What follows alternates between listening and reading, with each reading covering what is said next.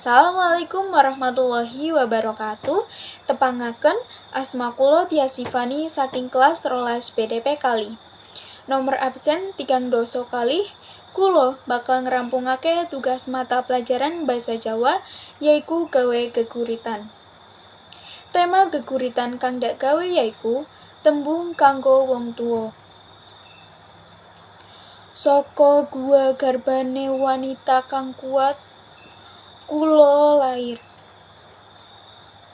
Saka wong sing angel kulo sinau. Sampean pisanan sing kulo kenal wiwit lair.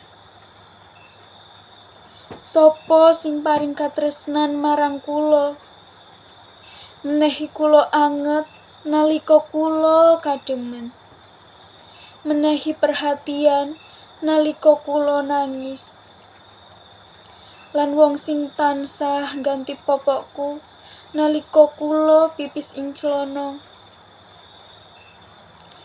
Sampean uga wis gawe kulo kaya iki, wiwit cilik nganti saya gedhe. Nalika kulo gedhe kaya iki, kulo mulai sadar yen kulo ora bisa gawe sampean seneng. Kulo wis mbuwang wektu akeh.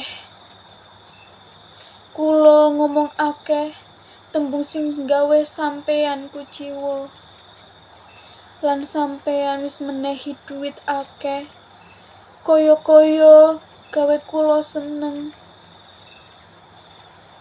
Bapak, Ibu, nuwun sewu namung saged kula aturaken sapunika.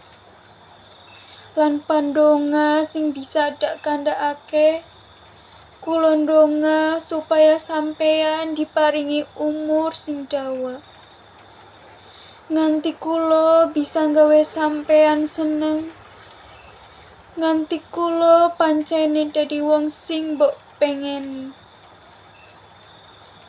Dadi bocah sing migunani kanggo wong liya, lan dadi bocah manut maring panjenengan. Matur nuwun. Wassalamualaikum warahmatullahi wabarakatuh.